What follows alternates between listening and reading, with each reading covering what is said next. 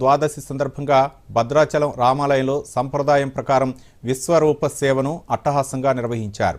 ముక్కోటి దేవతలు ఒక్కచోటే కొలువుదీరి అనుగ్రహిస్తున్నారా అన్నట్లు భద్రాచలం శ్రీ సీతారామచంద్ర స్వామివారి దేవస్థానంలో నిర్వహించిన విశ్వరూప సేవ వైకుంఠాన్ని తలపించింది. భద్రాచలం రామాలయంలోని విగ్రహాలతో పాటు అనుబంధ ఆలయాల్లోని ఉత్సవ విగ్రహాలు గజ, అశ్వ, గరుడ, సింహ లాంటి వివిధ దేవతా వాహనాలు ఒక్కచోటనే కొలువుదీరి పూజలు అందుకున్నాయి. ప్రతి సంవత్సరం శ్రీ వైకుంఠ ఏకాదశి అధ్యయనోత్సవాల అనంతరం విశ్వరూప సేవ పేరుతో అన్ని దేవేరులను ఆరాధించడం భద్రాచలం రామాలయంలో అనాదిగా వస్తున్న ఆచారం.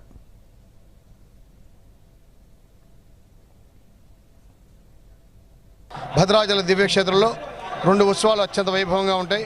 అందులో ఒకటి వైకుంఠ ఏకాదశి ప్రయుక్త అధ్యయనోత్సవాలు అంగరంగ వైభవంగా, అలాగే శ్రీరామనవమి బ్రహ్మోత్సవాలు, ఇలా 2 ఉత్సవాలు ఉంటాయి.